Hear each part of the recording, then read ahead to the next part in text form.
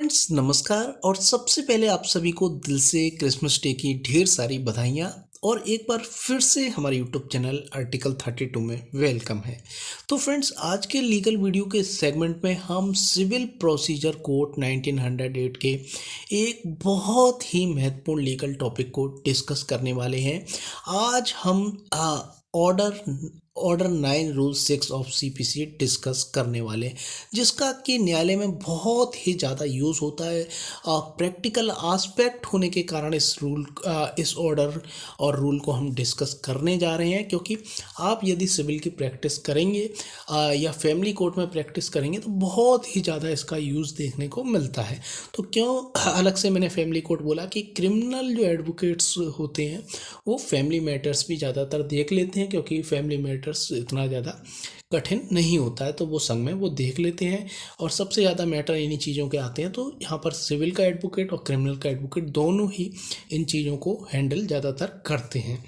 हाँ, तो फ्रेंड्स हम देख लेते हैं कि ऑर्डर 9 रूल 6 क्या है। तो फ्रेंड्स इसकी जो हेडिंग है उससे ही काफ़ी आपको जानकारी हो जाती है। तो फ्रेंड्स इसमें बोला गया है procedure when only plaintiff appears in court. तो यहाँ पर जब कोर्ट की सुनवाई चल रही है तो केवल एक पार्टी ही उपस्थित होती है, और एक पार्टी कौन सी उपस्थित होती है? वो है प्लेंटिफ। जिसने वाद दाखिल किया गया है वो प्लेंटिफ, यानी हिंदी में बोलें तो वादी वही उपस्थित होता है जिसने यहाँ पर सिविल सूट दाखिल किया है, इंस्टीट्यूट किया है, वो ही यहाँ पर उपस्थित होता है। और दूसरी पार्टी जिसके अगेंस्ट यहाँ पर सिविल सूट दाखिल किया है वो उपस्थित नहीं होता है। तो ऐसी परिस्थिति में न्यायालय सुमोटो क्या कर सकता है, और आपको क्या करना है? आप बार बार आ रहे हैं न्यायालय में और दूसरी पार्टी आप आ नहीं रही है। आपने यहाँ पर सिविल सूट दाखिल किया है, आप आ रहे हैं और दूसरी पार्टी नहीं आ रही है, डिफेंडेंट नहीं आ रहा है, तो आपको क्या करना है ऐसी स्थिति में? वो भी उसका भी यहाँ पर काफ़ी हद तक जवाब आपको मिलता है, बहुत ही ज़्यादा इम्पोर्टेंट है। तो फ्रेंड्स इसमें यहाँ पर सबसे पहले क्या होता है, प्रैक्टिकल आस्पेक्ट में हम समझेंगे कि जब कोई सिविल सूट यहाँ पर कोर्ट में इंस्टीट्यूट किया जाता है प्लेंटिफ की तरफ से, तो कोर्ट उसे एक्सेप्ट कर लेती है।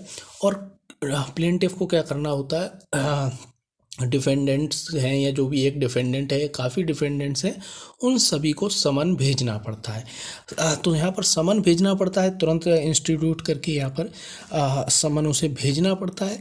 तो फ्रेंड्स ऐसी स्थिति में क्या होता है कि समन या तो उस पर पहुँच जाएगा, उस व्यक्ति को भेजा है उसका एड्रेस सही है तो उस पर पहुँच जाएगा, या फिर क्या होगा, हो सकता है कि उसका एड्रेस गलत हो, समन ना पहुँचे और ये उस पे जो उसने समन भेजे गए उस पे ये लिख के आ जाए कि ये एड्रेस गलत है, यहाँ पर ये व्यक्ति रहता ही नहीं है, डिफेंडेंट रहता ही नहीं है, ये लिख कर आ जाए। या फिर क्या हो, वो उसे लेने से मना कर दे, समन को लेने से मना कर दे, चालाकी दिखाए और समन को लेने से मना कर दे। तो कोई भी इस तरीके के कारण हो सकते हैं। तो पहली परिस्थिति में बताया गया यदि उस पर समन की तामील हो जाती है, मतलब कि उसे समन का नोटिस मिल गया, उसे यहाँ पर ये पता चल गया कि उसके अगेंस्ट यहाँ पर कार्रवाई चल रही है, सिविल सूट चल रहा है, और वो न्यायालय में उपस्थित नहीं होता है, जो उसके लिए डेट डिसाइड की गई है, कितने तारीख को आपको आना है, जो समन में डेट लिखी है, और वो उपस्थित नहीं होता है। तो कोर्ट क्या कर सकती है ऐसी स्थिति में? एक्स पार्टी ऑर्डर कर सकती है, एक पक्षीय आदेश कर सकती है, मतलब एक तरफा आदेश, दूसरी पार्टी को सुने बिना, क्योंकि उसे पता चल गया कि मेरे अगेंस्ट, क्योंकि समन की तामील उस पर हो गई है। जो जो ट्रैकिंग रिपोर्ट निकलती है स्पीड पोस्ट की, रजिस्ट्री रिपोर्ट की, पोस्ट की, या कोर्ट के द्वारा ही यदि समन भेजा जाता है तो उस पर ये चीज़ें लिखी आती हैं कि यहाँ पर इसने या तो लेने से मना कर दिया है समन को, या फिर ये रिसीव इसको हो गया है और फिर भी वो न्यायालय में उपस्थित नहीं हुआ है। तो ऐसी स्थिति में क्या होगा, न्यायालय क्या कर सकता है? ये उसके डिस्क्रिशनरी पावर है कि वो एक्स पार्टी ऑर्डर कर दे, तो ये सुमोटो कर सकता है। और आप प्लेंटिफ हैं, आपको क्या करना, सबसे पहले आपने यहाँ पर देखा, क्योंकि ज़्यादातर स्पीड पोस्ट या रजिस्ट्री पोस्ट से ही यहाँ पर समन भेजे जाते हैं आज भी न्यायालयों में। तो फ्रेंड्स आपने क्या करा, नेट पे उसकी ट्रैकिंग रिपोर्ट निकलवाई तो उस पर डिलीवरी लिखी आ रही है, या ये लिखा आ रहा है, ये जो वापस आई स्पीड पोस्ट उस पर ये लिखा गया कि उसने लेने से मना कर दिया। तो इसका मतलब क्या है, तामील हो गई है, उसे पता चल गया है कि मेरे अगेंस्ट न्यायालय में कार्रवाई चल रही है, और उसको टालने के लिए उसने उसे लिया नहीं है, या फिर ले लिया है तो भी वो नहीं आ रहा है, होगा मेरा जो होगा मैं देख लूँगा, मैं न्यायालय में नहीं जा रहा। तो क्या होगा ऐसी स्थिति में, क्या है, न्यायालय क्या करेगी, एक्स पार्टी ऑर्डर देगी, और जो उसने रिलीफ मांगी है उन रिलीफ को एक्सेप्ट कर सकती है। उनकी सारी रिलीफ को, जो प्लेंटिफ ने जो रिलीफ मांगी सारी रिलीफ को एक्सेप्ट कर सकती है, या न्यायालय जो भी रिलीफ उचित समझे उनको एक्सेप्ट कर सकती है। और उसके पक्ष में, प्लेंटिफ के पक्ष में यहाँ पर डिसीजन यहाँ पर हो जाएगा, उसके पक्ष में यहाँ पर डिक्री पारित हो जाएगी। तो ये क्या है, न्यायालय सुमोटो कर सकता है। और यदि आप प्लेंटिफ है, न्यायालय सुमोटो बहुत ही कम करता है, ऐसी परिस्थितियों में देखा जाता है। तो आपको जल्दी से जल्दी कराने के लिए कि 2-3 डेट पे ही आपका ऑर्डर आपके पक्ष में हो जाए, क्योंकि दूसरी पार्टी आ नहीं रही है, परेशान हो रहे हैं, आप दूर से आते हैं, तो आपको ये एप्लीकेशन लगानी है, ऑर्डर 9 रूल 6 की एप्लीकेशन लगानी है। ऑर्डर 9 रूल 6 सब रूल फर्स्ट के अंतर्गत ये एप्लीकेशन आपको लगा देनी है। तो ये कंडीशन है जबकि उस पर सर्विस की तामील समन की हो गई है। और दूसरी कंडीशन है when summon not duly served. अब आपने जो एड्रेस लिखा था, सिविल सूट दाखिल किया, उसमें एड्रेस ही गलत किया, लिख दिया। आपको लगता है कि वो वहीं पर रह रहा है, लेकिन उसने मकान खाली कर दिया है और वो कहीं और रेंट पे रह रहा है, या उसका खुद का मकान है तो वो उसे किराए पे उठा के कहीं और चला गया है, या उसने बेच दिया है। तो ऐसी स्थिति में उसे नोटिस नहीं मिल रहा है।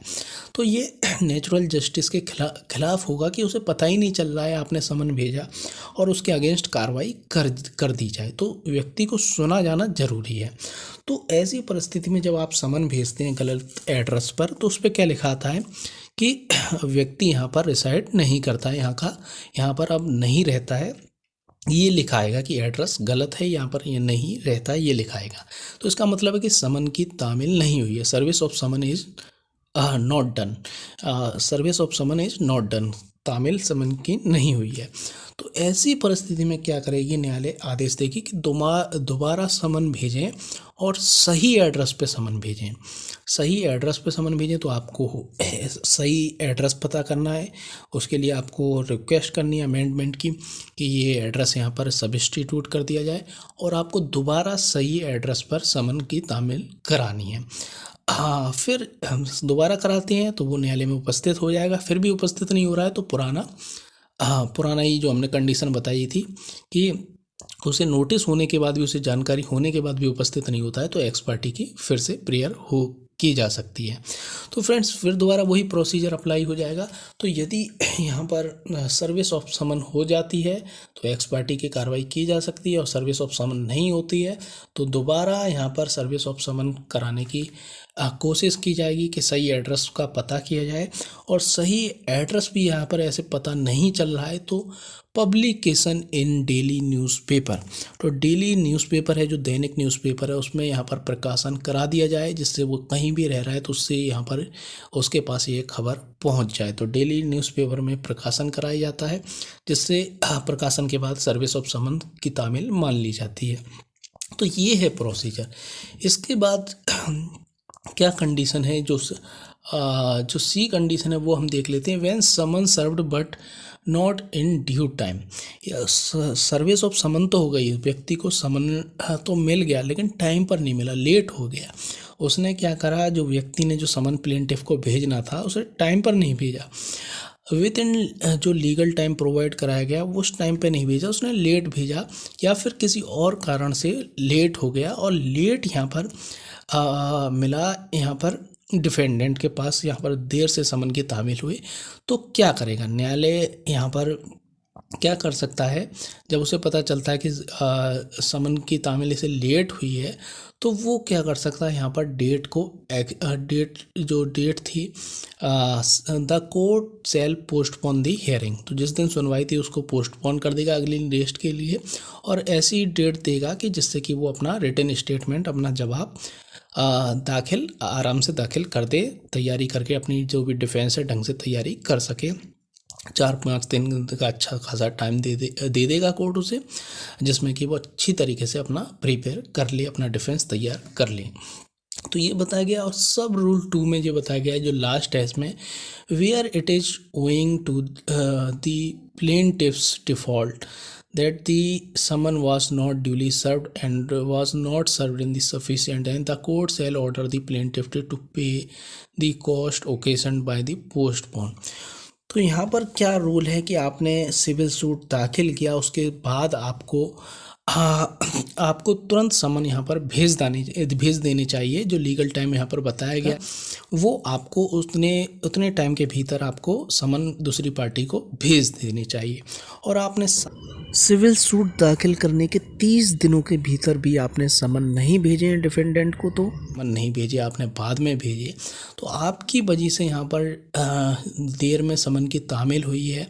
या फिर आपने क्या किया एड्रेस, उसमें आपने एड्रेस तो सिविल सूट में सही लिखा है लेकिन उसमें क्या करा, ढंग से नहीं लिखा, गंदी राइटिंग में लिख दिया, जिससे उसकी सर्विस समन, इसी तरीके का कोई भी कारण है, मतलब प्लेंटिफ की गलती के कारण सर्विस ऑफ समन नहीं हो पा रही है या फिर लेट हुई है, तो क्या करेगा न्यायालय, उसके ऊपर कॉस्ट लगाएगा कि आपने न्यायालय का समय बर्बाद किया है, आप पे इतना जुर्माना, इतना कॉस्ट आपको लगाया जाता है। तो कॉस्ट लगाया जाएगा और उसको सही मिस्टेक को सही करने का मौका दिया जाएगा। तो ये है ऑर्डर 9 रूल 6, बहुत ही ज़्यादा इम्पोर्टेंट है और बहुत ही ज़्यादा आपको न्यायालय में देखने को मिलेगा, क्योंकि डिफेंडेंट इसी तरीके से लेट जानबूझ के करते हैं। तो और वो दूसरी प्लेंटिफ भी होता है, जो प्लेंटिफ का एडवोकेट होता है, वो ज़्यादातर एडवोकेट्स जो सोचते हैं कि डेट से ही हम पैसा कमा लें, तो वो इस तरह की एप्लीकेशन नहीं लगाते हैं, उन्हें तो डेट का रुपया मिल रहा है। तो कुछ एडवोकेट्स हैं वो इस तरीके से करते हैं, लेकिन जो अच्छे एडवोकेट हैं, जिन्हें लॉ की जानकारी है और वो ईमानदारी में विश्वास करते हैं, हॉनेस्ट हैं, तो वो इसकी एप्लीकेशन तुरंत लगा देते हैं। तो friends, thank you very much. आपको ये वीडियो कैसा लगा हमें कमेंट बॉक्स में कमेंट करके बताएं। एक्स पार्टी के संबंध में है, बहुत ही ज़्यादा महत्वपूर्ण ये है। इसके बाद हम समझेंगे कि इस तरीके से एक्स पार्टी का ऑर्डर हो जाता है, तो इसको सेट असाइड कैसे कराया जा सकता है। आप डिफेंडेंट हैं, आप न्यायालय में नहीं उपस्थित हो पाए, कोई भी कारण हुआ, आपके घर में किसी की मृत्यु हो गई, कोई भी एक्सीडेंट हो गया, आपका कोई भी ऐसा कारण है जिसके कारण आप न्यायालय में उपस्थित नहीं हो पाए, तो आप इस ऐसे आदेश को, एक तरफा आदेश को सफिशिएंट रीज़न है तो सेट असाइड भी करा सकते हैं, लेकिन बहुत मुश्किल से होता है, इतना आसान नहीं है, आपको सफिशिएंट कारण बताना पड़ता है। तो friends, thank you very much once again.